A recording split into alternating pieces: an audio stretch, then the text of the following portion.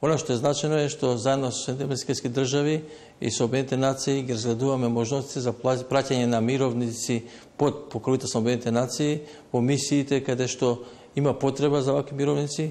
Како што знаете, председателот Обама и генералниот секретар Бан Ки Мун одржа самит на лидерите во понеделникот на кој што се разговараше баш за ова прашање.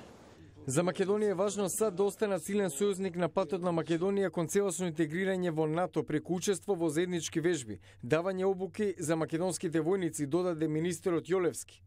Соединените американски држави се една од најзначните и највлијателните членки во НАТО и битно е оваа соработка да продолжи. Како што знаете, во 2008 година ја подпишавме декларацијата за стратешко партнерство и пријателство. Дел од декларација се однесува на соработката во областа на одбраната и тоа САД го потврдува. На нашето прашање дали Македонија би прифатила влегување во НАТО под референцата ФИРОМ, како што сугерираат некои аналитичари, Јолевски не сакаше да коментира. Република Македонија и Грција во 1995 година во Обединетите нации ја подпиша времената спогодба во која што се предвидува дека Грција не смее да блокира Македонија во влезот во меѓународните организации под референцата. Во таа насока беше и одлуката на Меѓународниот суд на правдата.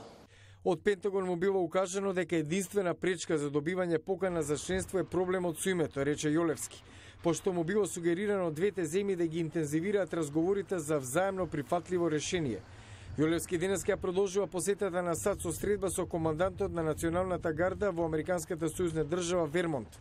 До сега низ обука во Вермонт минале околу 4000 припадници на армијата на Македонија. На денешните средби на агендата, како што рече Јолевски, ќе биде прецизирање на деталите за продолжување на овој вид обука.